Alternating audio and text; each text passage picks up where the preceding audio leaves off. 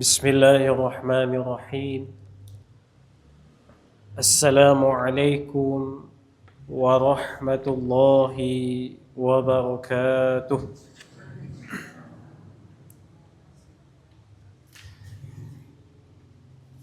الحمد لله رب الأرض ورب السماء،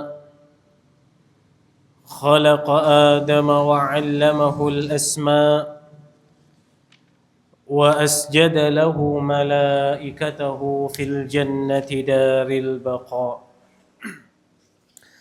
وحذره من الشيطان على يد الأعداء، وسبق ما به القضاء فأهبطه إلى دار الابتلاء، وجعل الدنيا لذريته دار عمل لا دار جزاء. أشهد أن لا إله إلا الله ليس له أنداد ولا شركاء، وأشهد أن محمدا سيد الرسل والأنبياء. اللهم صل وسلم على حبيبنا ومولانا محمد صلى الله عليه وسلم. Amma ba'd. Bapak-bapak, ibu-ibu, jamaah salat maghrib yang dirahmati oleh Allah Subhanahu wa taala. Pada kesempatan yang berharga ini, pertama, marilah kita selalu membasahi lidah kita dengan kalimat tahmid alhamdulillah, sebagai bentuk pujian kita terhadap Allah Subhanahu wa taala, dan juga sebagai bentuk rasa syukur kita terhadap nikmat yang tak terhitung yang kita terima di dalam kehidupan yang fana ini. Kemudian salawat berserta salam juga tidak lupa sebagai umat Nabi Muhammad sallallahu alaihi wasallam, kita selalu berdoa kepada Allah Subhanahu wa taala. Mudah-mudahan salawat dan salam yang kita doakan tersebut dilimpahkan untuk baginda kita yang mulia, Habibuna Maulana Muhammad sallallahu alaihi wasallam. Bapak dan ibu-ibu yang dirahmati oleh Allah Subhanahu wa taala, adapun yang menjadi dasar tausiah bagi kita bersama pada kesempatan yang berharga itu adalah sebuah hadis dari Rasulullah sallallahu alaihi wasallam, yang mana hadis itu dituliskan oleh Al-Imam An-Nawawi dalam kitabnya Al-Arba'in An-Nawawiyah.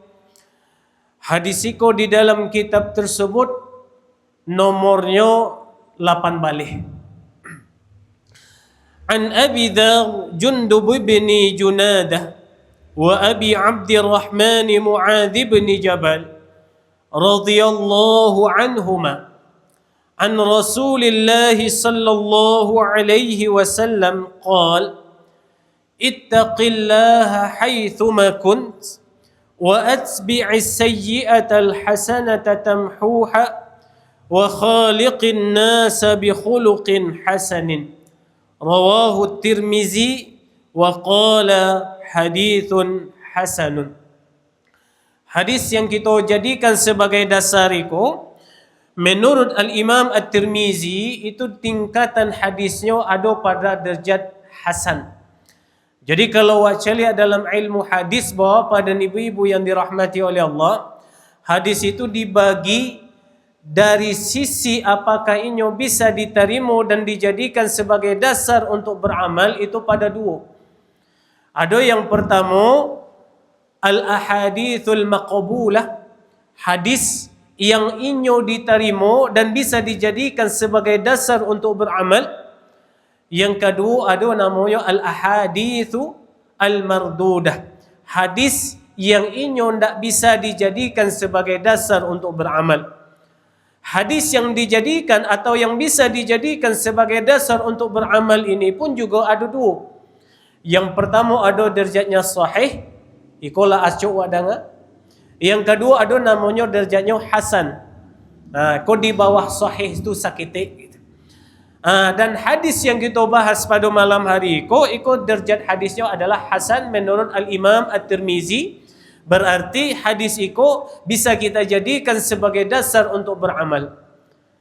Tapi apakah itu sudah cukup bagi kita untuk menjadikan sebuah hadis untuk beramal, Bapak dan Ibu-ibu yang dirahmati oleh Allah?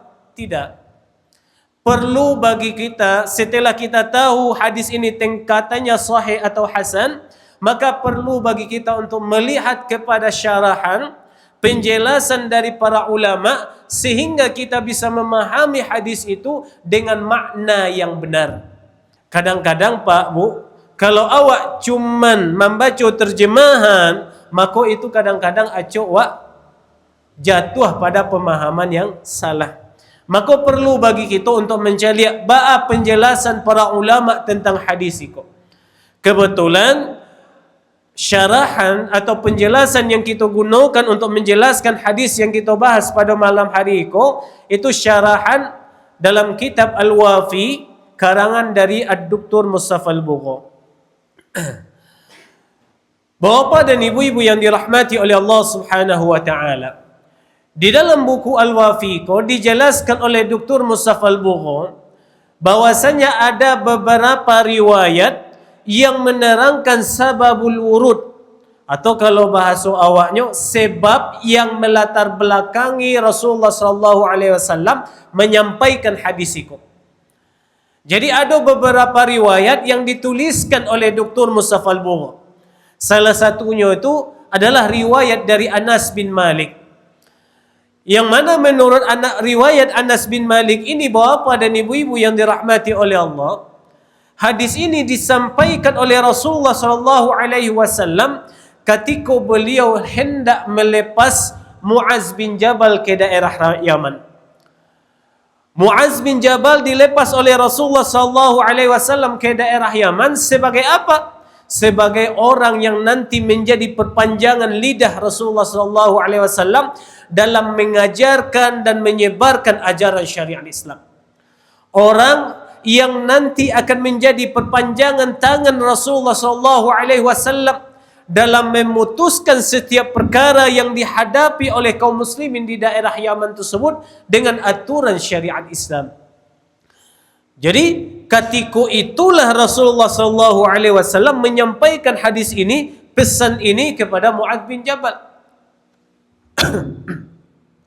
Kalau awak lihat Bapak dan ibu-ibu yang dirahmati oleh Allah, kondisi atau keadaan Rasulullah sallallahu alaihi wasallam menyampaikan hadis itu, bisa awak beranggapan bisa awak berpandangan bahwasanya kondisi yang melatar belakangi tersebut, awak lihat dari sisi itu bisa awak pahami bahwasanya nasihat yang disampaikan oleh Rasul dalam hadis itu merupakan nasihat yang sangat penting.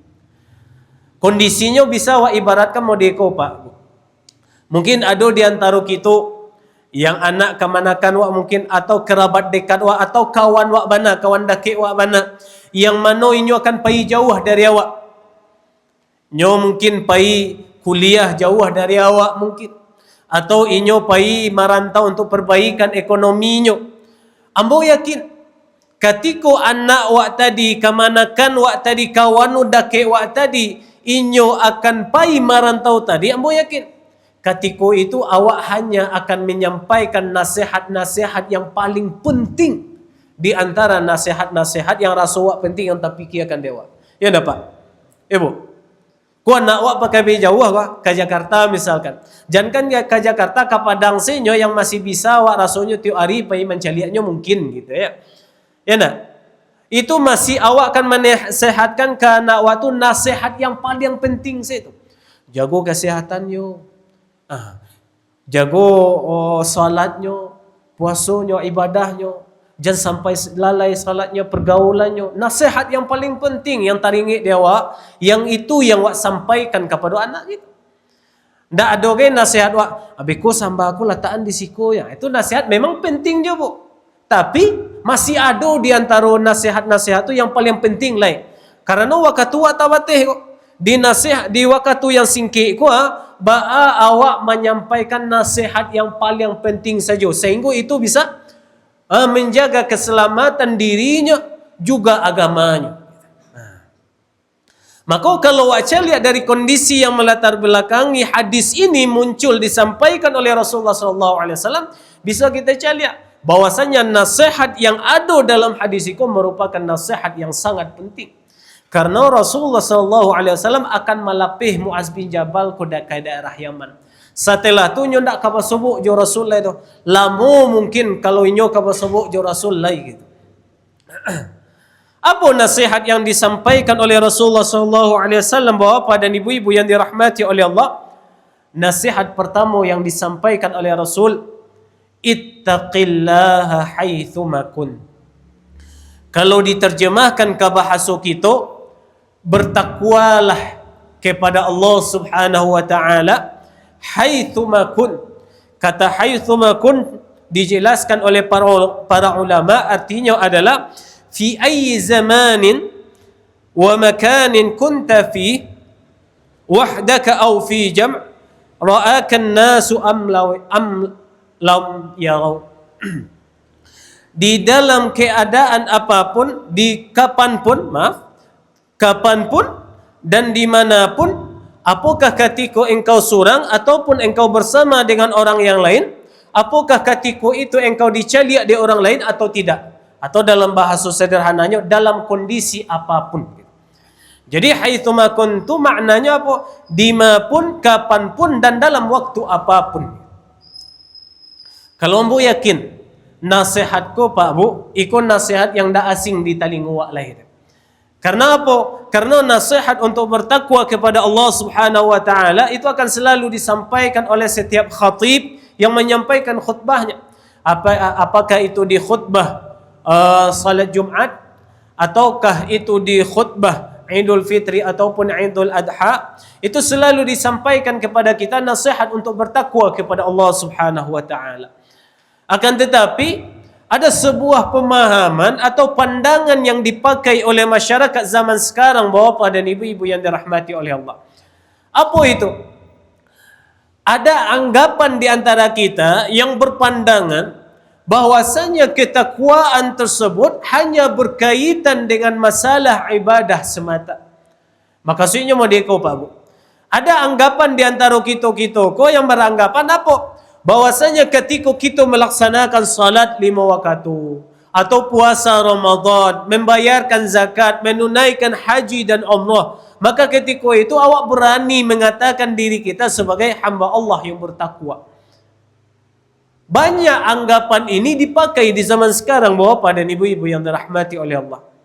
Pertanyaannya, apakah ketakwaan itu hanya berkaitan dengan masalah ibadah saja? Itu pertanyaan yang perlu kita pahami. Untuk menjawab pertanyaan itu Bapak dan ibu-ibu yang dirahmati oleh Allah Subhanahu wa taala, perlu bagi awak untuk mencari makna takwa tersebut di dalam ajaran syariat kita. Kata takwa, Bapak dan ibu-ibu yang dirahmati oleh Allah Subhanahu wa taala, kalau awak cari dari sudut pandang bahasa Arab, takwa tersebut dipahami oleh para ulama dengan artian ittikhadhu wiqayatin wa hajizin yamna'uka wa yahfazuka mimma takhafu minhu. Yang dimaksud dengan takwa tersebut adalah bagaimana kita membangun pelindung ataupun penghalang, yang mana tujuan dari pelindung tersebut dan penghalang tersebut adalah untuk melindungi diri kita dari sesuatu yang kita khawatirkan akan menimpa kita. Itu takwa tersebut secara bahasa Bapak dan ibu-ibu yang dirahmati oleh Allah. Maka rumah yang kita bangun ini dinamakan dengan takwa. Kenapa? Karena rumah tersebut melindungi kita dari panasnya matahari ketika siang dan juga melindungi kita dari dinginnya malam ketika angin itu berhembus kencang. Karena apa? Karena melindungi diri kita dari hal yang kita takutkan, kita khawatirkan. Kemudian makna inilah dibawa dalam memahami takwa kepada Allah Subhanahu wa taala. Apa maksudnya Bapak dan Ibu-ibu yang dirahmati oleh Allah? Ayyaj'alal 'abdu bainahu wa baina ma yakhshahu min 'iqabihi wiqayatan tahfazuhu minhu. Yaitu bagaimana seorang hamba kita, bagaimana kita membangun pelindung yang akan melindungi diri kita dari hal yang kita khawatirkan berasal dari Allah Subhanahu wa taala. Apa yang kita takutkan berasal dari Allah Subhanahu wa taala, Bapak dan Ibu-ibu yang dirahmati oleh Allah? Jawabannya cuman apa? Azabnya Allah. Baik itu di kehidupan dunia ataupun di kehidupan akhirat. Lalu bagaimana cara kita membangun pelindung dari hal yang kita khawatirkan berasal dari Allah Subhanahu wa taala, dari azabnya Allah, dari laknatnya Allah? Apakah bisa kita melindungi diri kita dari azabnya Allah Subhanahu wa taala tersebut dengan cara melarikan diri ketika azab tersebut diturunkan ke awak, Pak? Bu. Kok ketika azab itu turun menimpa awak, bisakah awak melarikan diri dari tempat itu? Tidak. Kalaulah ditakdirkan oleh Allah Subhanahu wa taala kita ditimpakan azab tersebut, maka tidak ada tempat untuk melarikan diri itu. Apakah bisa awak melindungi diri kita dari azabnya Allah Subhanahu wa taala tersebut dengan cara berlindung di bangunan yang kita anggap kokoh? Kalau orang-orang barat kini, Pak Bu, kata mereka supaya melindungi diri mereka dengan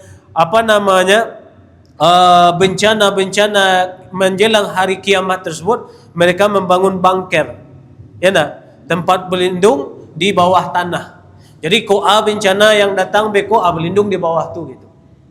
Awak tahu Pak, di dalam ajaran syariat kita, di dalam ilmu tauhid kita diajarkan, ketika azab tersebut turun kepada kita, tidak ada satupun benteng bangunan yang dianggap kokoh yang bisa melindungi diri kita. Kalau rasanya tidak ada tempat lari doh. Tak dulu tempat yang bisa melindungi diri wa ketika azab tersebut diturunkan kepada kita. Lalu ba'acaru supaya kita bisa melindungi diri kita dari azabnya Allah Subhanahu wa taala, Bapak dan Ibu-ibu yang dirahmati oleh Allah. Maka cara satu-satunya adalah ba'a awak hidup ikut dengan jalan yang diridhai oleh Allah Subhanahu wa taala. Ba'a awak mengganti kemarahan yang akan menjadi penyebab azab tersebut turun dengan keredaan dan kecintaan dari Allah Subhanahu wa taala. Sehingga yang turun tu ke awak itu bukan azab, akan tetapi rahmat, keredaan dan kecintaan Allah Subhanahu wa taala. Baca rohnya, ya ba'a awak hidup dengan cara yang diridhai oleh Allah Subhanahu wa taala. Maka kalau awak celiak dari sisi itu, kalau awak ingin hidup dengan cara yang diridhai oleh Allah Subhanahu wa taala, dicintai oleh Allah Subhanahu wa taala, maka sebagai hamba Allah Subhanahu wa taala, apapun yang kita persembahkan kepada Allah Subhanahu wa taala hendaklah sesuai dengan apa yang diridhai dan diajari oleh Allah Subhanahu wa taala. Mulai dari tauhid kita, kemudian ibadah kita, kemudian muamalah kita, dan akhlak yang menjadi hiasan diri kita. Maka kata Dr. Musaf Al-Bugha, ketakwaan tersebut tidak hanya mencakup masalah ibadah saja, Bapak dan Ibu-ibu yang dirahmati oleh Allah. Akan tetapi dia mencakup masalah tauhid, ba'a keimanan dan keyakinan yang kita tancapkan di dalam hati kita masing-masing. Kemudian ibadah, ba'a awak melaksanakan salat. Kemudian muamalah ko maksudnya apa Bu? Ba'a interaksi yang wak karajokan. Mulai dari muamalah maliyah kita, transaksi dalam bidang ekonomi dan lain sebagainya. Kemudian yang terakhir adalah akhlak kita. Semuanya ini haruslah sesuai dengan apa yang telah diridhai oleh Allah Subhanahu wa taala, barulah ketika itu bisa kita mengatakan diri kita sebagai hamba Allah yang bertakwa. Terkadang Bapak dan Ibu-ibu yang dirahmati oleh Allah, di zaman kini awak cuma fokus dengan masalah ibadah saja.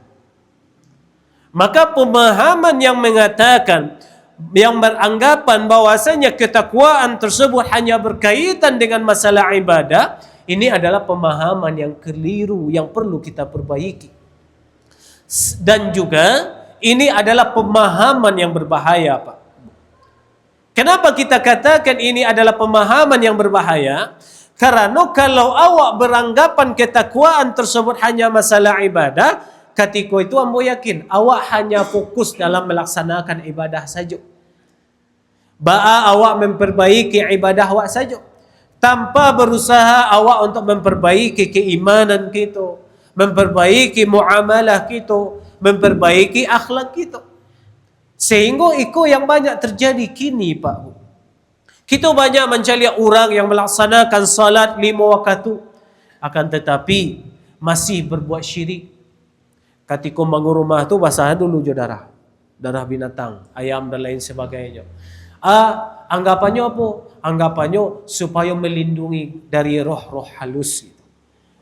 Kenapa kita tidak memohon perlindungan kepada Allah Subhanahu wa taala? Bukankah itu termasuk dalam perbuatan syirik, Pak? Padahal awak melaksanakan solat 5 waktu tu, Pak. Kita mencari ada di antara kita yang melaksanakan puasa Ramadan. Ya tak ada umpang puasa itu, Pak. Akan tetapi apa? Akan tetapi transaksi yang dilakukannya, muamalah yang dilakukannya masih ada unsur riba di dalamnya. Ini berdagang misalkan, akan tetapi dalam perdagangannya tersebut ada unsur gharar, penipuan. Dan itu yang banyak terjadi kini, Pak. Di zaman kini orang hanya memikirkan tentang untung tanpa memikirkan apakah akad yang dilakukannya ini sesuai dengan aturan syariat atau tidak. Dan kita kadang-kadang juga mencari apa? Ada orang yang melaksanakan ibadah, menunaikan haji dan umrah berkali-kali, akan tetapi lidahnya, perkataannya, perbuatannya berisikan perkataan dan perbuatan yang menyakiti hati saudaranya. Nampaknya tanah saketik sampai rumahnya, ya lajaleh dia ndak punyanya dah, dia kecein jo punyanya gitu. Saketiknya, Pak. Ya nak? Padahal apa Bapak dan Ibu-ibu yang dirahmati oleh Allah Subhanahu wa taala, ketakwaan tersebut itu mencakup sadonya. Keimanan yang wak tancapkan di dalam hati wak, keyakinanku. Ibadah yang wak laksanakan. Muamalah yang kita kerajokan dan akhlak yang menjadi hiasan diri kita masing-masing.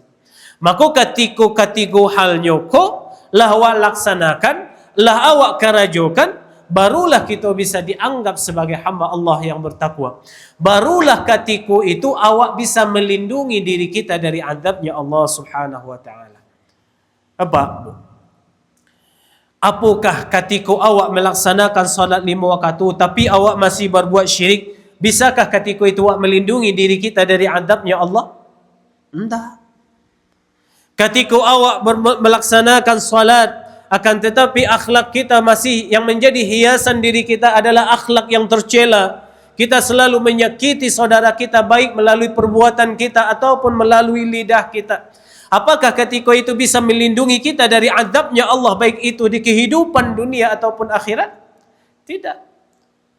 Banyak dalam hadis-hadis disampaikan Bapak dan Ibu-ibu yang dirahmati oleh Allah Subhanahu wa taala, orang yang walaupun dia salat, walaupun dia melaksanakan ibadah kepada Allah Subhanahu wa taala, akan tetapi karena lidahnya selalu menyakiti tetangganya, maka dia masuk neraka.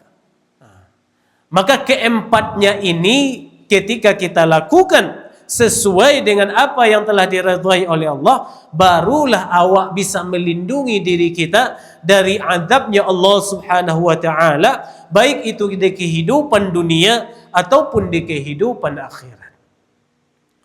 Lebih lanjut Bapak dan Ibu-ibu yang dirahmati oleh Allah, Dr. Mustafa Al-Bugha menjalihkan bahwasanya ada satu syarat yang menjadi harga mati agar kita bisa menjadi hamba Allah yang bertakwa. Apa itu satu syarat tersebut Bapak dan Ibu-ibu yang dirahmati oleh Allah? Al-ilmu. Ilmu. Kenapa ilmu menjadi syarat harga mati kalau awak ingin menjadi hamba Allah yang bertakwa Bapak dan Ibu-ibu yang dirahmati oleh Allah? Sederhananya mau diikut, Pak. Apakah awak yakin salat yang awak kerajukan tadi lah sesuai dengan apa yang diajarkan oleh Rasulullah sallallahu alaihi wasallam, sedangkan awak tidak pernah mengkaji tentang kitab salah do Pak. Apakah awak yakin bahwasanya tauhid yang wak tancapkan di dalam hati wak ko kini keimanan yang wak tancapkan di hati wak kini ko lah sesuai dengan apa yang diajarkan oleh Rasulullah sallallahu alaihi wasallam, sedangkan kita tak pernah menghadiri majlis ilmu yang berbicara tentang tauhid kepada Allah Subhanahu wa taala. Bagaimana mungkin kita yakin bahawa pada ibu-ibu yang dirahmati oleh Allah Subhanahu wa taala, bahwasanya muamalah yang kita lakukan sudah sesuai dengan jalur atau yang diredai oleh Allah Subhanahu wa taala, sedangkan awak tidak pernah membahas tentang fikih muamalah itu sendiri. Jadi kalau tanpa ada ilmu, maka tidak akan mungkin bagi kita untuk bisa menjadi hamba Allah yang bertakwa. Karena apa? Bapak dan ibu-ibu yang dirahmati oleh Allah, dengan ilmu lah kita tahu, oh iko cara bertauhid yang batu. Dengan ilmu kita tahu, oh modeko cara salat yang batu. Membayarkan zakat yang batu, modeko caranya. Kadang-kadang awak menceliak kebiasaan saja Pak. Melaksanakan ibadah, bertauhid, bermuamalah, berakhlak hanya berdasarkan adat kebiasaan yang berlaku. Di dalam ilmu usul fikih, bapak dan ibu-ibu yang dirahmati oleh Allah, adat tersebut bisa dijadikan sebagai dalil, patokan bagi kita dalam berbuat dan bersikap jika adat tersebut tidak bertentangan dengan ajaran syariat. Kalau di dalam bahasa usul fikih namanya adalah al-urfus sahih, uruf yang sahih. Itu yang bisa dijadikan sebagai dasar bagi kita dalam berbuat. Tapi kalau kebiasaan tersebut, adat tersebut bertentangan dengan aturan syariat, maka sebagai seorang muslim kita diperintahkan untuk meninggalkannya. Itu diajarkan di dalam syariat kita. Tidak sado adat kebiasaan ko pulo doh yang disuruh kita untuk meninggalkannya. Tidak. Karena Rasul sendiri bapak dan ibu-ibu yang dirahmati oleh Allah, ketika beliau hadir di dalam kehidupan masyarakat Mekah, itu beliau tidak langsung menghancurkan apapun kebiasaan yang ada ketika itu. Beliau menceliak ketika adat tersebut tidak bertentangan dengan nilai-nilai syariat, beliau tetap jaga, beliau tetap lakukan. Akan tetapi kalaulah bertentangan dengan ajaran syariat, disitulah dicari versi syariatnya model gitu. Ya nak? Versi syariatnya model. Jadi syariat Islam bapak dan ibu-ibu yang dirahmati oleh Allah, kalau dikatakan bertentangan dengan adat kebiasaan, ndak ju. Ndak ju. Ya nak? Kalau adat tersebut bertentangan dengan ajaran syariat, barulah awak cari formula yang sesuai dengan unsur syariatnya. Formula yang sesuai dengan ajaran syariat Islamnya. Maka itu yang awak rajukan. Jadi bapak dan ibu-ibu yang dirahmati oleh Allah Subhanahu wa taala, dari penjelasan yang disampaikan oleh Dr. Mustafa Al-Bughawi di dalam buku beliau, bisa kita pahami bahwasanya apa? Bahwasanya ketakwaan tersebut tidak hanya berkaitan dengan masalah ibadah, dan agar kita bisa menjadi hamba Allah yang bertakwa, kita perlu memunculkan pemahaman dalam diri kita masing-masing. Wajib bagi awak untuk menghadiri majlis ilmu sehingga kita bisa tahu bagaimana cara bertauhid yang benar, bagaimana beribadah yang benar, bagaimana bermuamalah yang benar, dan bagaimana berakhlak yang benar. Karena sekali lagi tanpa ilmu sulit rasanya, mustahil secara logika kita akan bisa menjadi hamba Allah yang bertakwa. Kemudian nasihat kedua yang disampaikan bahwa pada ibu-ibu yang dirahmati oleh Allah Subhanahu wa taala, wa atbi'is sayyi'atal hasanata tamhuha. Atbi' itu artinya adalah if'al ba'daha mubasyaratan. Lakukan segera. Apa yang mesti kita lakukan segera Bapak dan ibu-ibu yang dirahmati oleh Allah? Lakukanlah segera kebaikan setelah kita melaksanakan keburukan. Maka kalau baca lihat dari pesan Rasulullah sallallahu alaihi wasallam, kau bapak dan ibu-ibu yang dirahmati oleh Allah, dalam bertaubat Itu tidak cukup hanya dengan beristighfar, memohon ampun, tidak cukup. Banyak di dalam ayat-ayat Al-Quran yang menerangkan ketika bertaubat tersebut diiringi dengan kata wa aslahu illal ladzina tabu wa aslahu, kecuali orang-orang yang bertaubat kemudian aslahu, kemudian dia melaksanakan kebaikan. Dan kalau wak caliakan, wak gandengkan dengan apa yang dipesankan oleh Rasulullah SAW di dalam hadis ini kepada Mu'adz bin Jabal, yang mana Rasul perintahkan kepada Mu'adz bin Jabal untuk melaksanakan segera kebaikan tersebut setelah kita melaksanakan keburukan. Berarti apa? Berarti taubat tersebut harus diiringi dengan tekad kita untuk melaksanakan kebaikan setelahnya.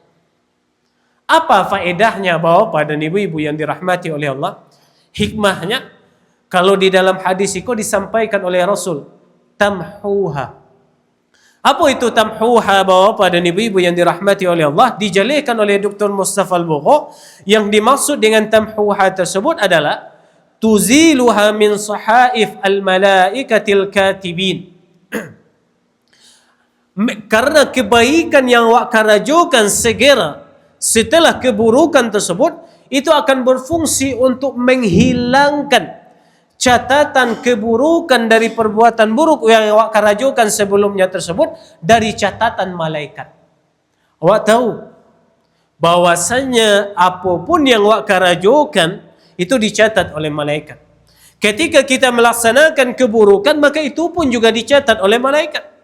Dan ketika kita melaksanakan keburukan tersebut, langsung wak segera melaksanakan kebaikan, maka catatan buruk dari perbuatan buruk yang wak karajokan sebelumnya itu dihapusnya.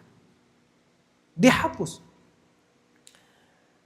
Yang kedua hikmahnya Bapak dan Ibu-ibu yang dirahmati oleh Allah Subhanahu wa taala adalah karena dengan melaksanakan kebaikan segera setelah melaksanakan keburukan tersebut, itu akan menjaga kita agar tidak jatuh dari perbuatan dosa yang berkelanjutan.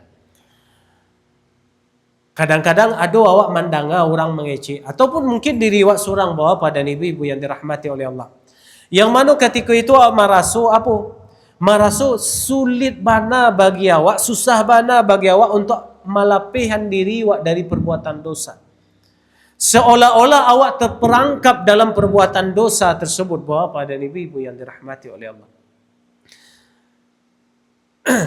Kalau awak lihat dalam hadis itu Bapak dan Ibu-ibu yang dirahmati oleh Allah, dan juga dijalihkan dalam hadis yang lain, yang mana Rasul pernah menjalihkan Bapak dan Ibu-ibu yang dirahmati oleh Allah, bahwasanya hati kita ini memiliki fungsi fitrahnya. Apa fungsi fitrah dari hati waktu Bapak dan Ibu-ibu yang dirahmati oleh Allah? Yang mana hati wak tersebut akan merasakan kegelisahan ketika melaksanakan perbuatan maksiat ataupun keburukan. Dan dia akan merasakan kenyamanan ketika awak melaksanakan kebaikan tersebut. Ketika awak melaksanakan keburukan, lalu wak diam semode itu Pak, ndak wak iringi dengan melaksanakan kebaikan, maka ketika itu awak lamajakan kepada hati awak untuk menerima keburukan tersebut. Sehingga kalau ikut terjadi bacok kali Pak Bu, berulang kali, maka hati tersebut dia tidak akan lagi merasa gelisah dengan kemaksiatan yang kita karajokan. Sehingga apa Bapak dan Ibu-ibu yang dirahmati oleh Allah, hati yang modekolah yang menjadikan kita sulit untuk menghindari diri kita dari perbuatan dosa. Karena dia tidak lagi merasa gelisah, tidak lagi merasa takut. Kadang-kadang yang membuat awak menghindarkan diri kita dari perbuatan dosa itu karena apa Pak? Takut cameh. Aku kalau mau kok azab nanti turun dan lain sebagainya. Kegelisahan tu yang membuat awak berhenti dari maksiat. Kini hati waktu karena awak lah ajarkan kepada hati kita untuk menerima keburukan tersebut, ini tidak lagi merasa gelisah dengan keburukan yang dikarajokan. Apa yang terjadi Pak Bu? Ini akan merasa tentram dengan keburukan tersebut. Sehingga tidak ada usaha dari diri kita untuk menjauhkan diri kita dari maksiat tersebut. Dan sehingga kita terperangkap dalam perbuatan maksiat tersebut.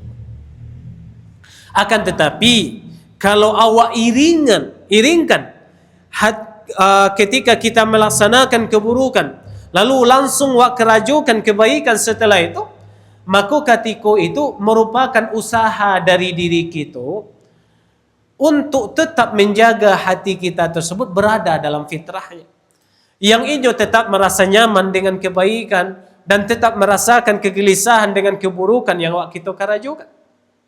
Jadi bapak dan ibu-ibu yang dirahmati oleh Allah, kalau saya lihat dari sudut eko, dengan melaksanakan kebaikan segera setelah keburukan tersebut, itu sebenarnya ketika itu awak tetap menjaga hati kita berada dalam fitrahnya, sehingga dia tetap merasa nyaman dengan kebaikan yang kita kerajukan dan merasakan kegelisahan dengan keburukan yang kita kerajukan, sehingga lebih memudahkan kita untuk menghindari diri kita agar tidak jatuh dari perangkap perbuatan dosa.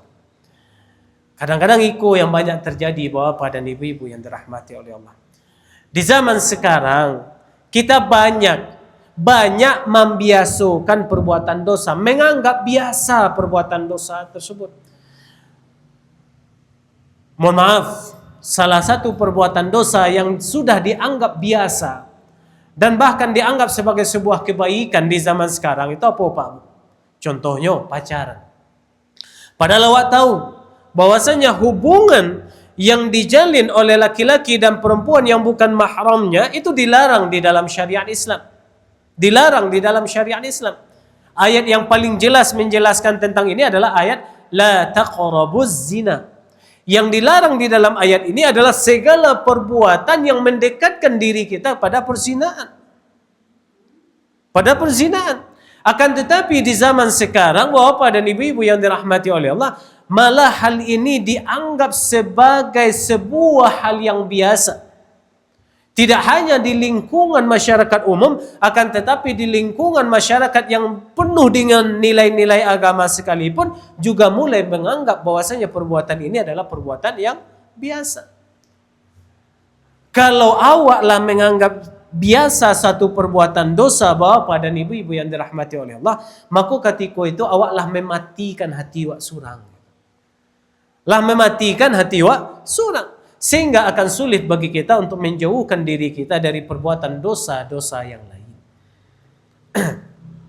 Bapak dan ibu-ibu yang dirahmati oleh Allah Subhanahu wa taala. Adapun nasihat ketiga yang disampaikan oleh Rasulullah SAW di dalam hadis itu adalah wa khaliqin nasa bi khuluqin hasan. Khaliq dalam hadis itu artinya adalah dijelaskan oleh Mustafa Bugho, jahid nafsak wa takallaf bil mujamalah. Hendaknya kita berusaha sekuat tenaga kita, berusaha sekuat tenaga kita, sehabis usaha kita untuk melaksanakan muamalah, berakhlak dengan antar sesama kita tersebut dengan akhlak yang baik. Hal itu menjalihkan kepada kita bapak dan ibu-ibu yang dirahmati oleh Allah dari pesan Rasulullah SAW itu apa? Bahwasanya hendaknya di dalam sebuah kelompok masyarakat, ya enggak? Di dalam sebuah kelompok atau dalam kelompok sosial masyarakat lah, hendaknya kalau kita ingin agar kelompok masyarakat tersebut memberikan kebaikan kepada kita bersama sebagai anggota yang ada di kelompok masyarakat tersebut, hendaknya kita menjadikan akhlak terpuji sebagai dasar bagi kita dalam berinteraksi. Selama kita tidak menjadikan akhlak yang terpuji sebagai dasar bagi kita untuk berinteraksi dalam kelompok masyarakat kita, bapak dan ibu-ibu yang dirahmati oleh Allah, maka selama itu akan sulit bagi kita untuk mendapatkan manfaat yang penuh dari kelompok masyarakat tersebut. Kita ambil contoh sederhana model Pak. Waca lihat di kelompok masyarakat muslim di daerah awakku saja, Bukit Tinggi. Ya nak? Awak mencari misalkan masyarakat zaman modern ko Pak Bu, itu mereka berbangga diri mengatakan bahwasanya peradaban ataupun pencapaian yang dicapai di masyarakat zaman modern ini merupakan pencapaian paling tertinggi yang pernah dicapai oleh umat manusia. Itu yang dikatakan oleh manusia zaman modern sekarang. Lalu salah satu hasil dari pencapaian dari masyarakat zaman modern sekarang ini adalah dalam masalah teknologi. Dan salah satu hasil dari teknologi tersebut adalah media sosial. Wacana media sosial ko seketiknya gitu.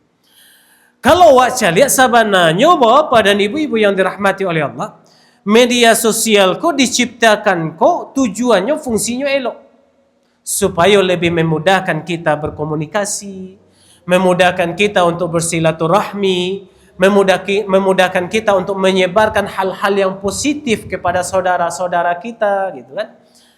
Akan tetapi cibo wacana kini Pak di media sosial tersebut. Ada di kolom komentar lah misalkan. Anda cek video dan lain sebagainya. Kolom komentar sajalah. Padahal niat untuk menyebarkan video tersebut baik. Tulisan itu baik.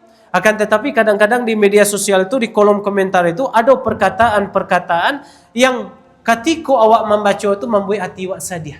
Menyakitkan, membuat awak ba'ayuh tasurui dalam berdakwah gitu kan. Kenapa hal ini bisa terjadi Bapak dan Ibu-ibu yang dirahmati oleh Allah? Karena akhlak mahmudah yang dijelaskan di dalam syariat Islam tersebut tidak kita jadikan sebagai dasar dalam berinteraksi di zaman kini. Sehingga kadang-kadang awak mengecek tidak berpikir dengan kecek aku apakah menyinggung perasaan orang lain atau tidak gitu. Ketika awak tidak memikirkan, itu perbuatan yang awak lakukan kok merugikan orang lain atau tidak. Yang tak pikir dia awak, yang jali ambo mengecek, ambo senang, ambo mengarajokan, ambo suku gitu. Cuman itu saja. Ndak awak pikirkan, ikut menyakiti orang lain atau tidak. Begitu pula Bapak dan Ibu-ibu yang dirahmati oleh Allah Subhanahu Wa Taala di kelompok sosial yang kecil kita, apakah itu keluarga kita kah mungkin atau awak di komplek itu mungkin.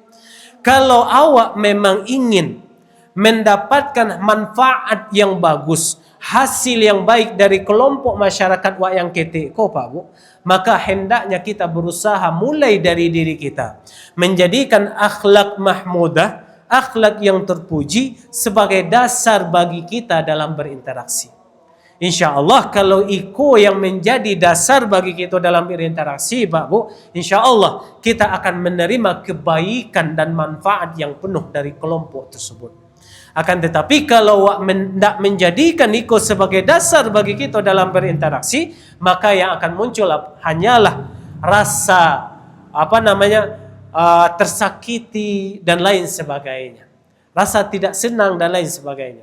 Makanya Bapak dan Ibu-ibu yang dirahmati oleh Allah, dalam hadis itu Rasul menekankan bahwasanya kelompok masyarakat, suatu komunitas dan peradaban, kalau ingin kita kelompok tersebut, komunitas tersebut, peradaban tersebut memberikan manfaat yang sepenuhnya kepada kita, kebaikan kepada kita secara menyeluruh, maka hendaknya kita menjadikan akhlak mahmudah sebagai dasar bagi kita dalam berinteraksi. Mungkin itu saja Bapak dan Ibu-ibu yang dirahmati oleh Allah. Di waktu Isya Allah mulai masuk pulau. Ya, itu mungkin nasihat yang bisa kita sampaikan pada kesempatan yang berharga ini. Mudah-mudahan nasihat yang kita sampaikan Niko bermanfaat bagi kita bersama. Mungkin kalau sebelum kita tutup ada pertanyaan dari Bapak dan Ibu-ibu terkait tema yang kita bahas.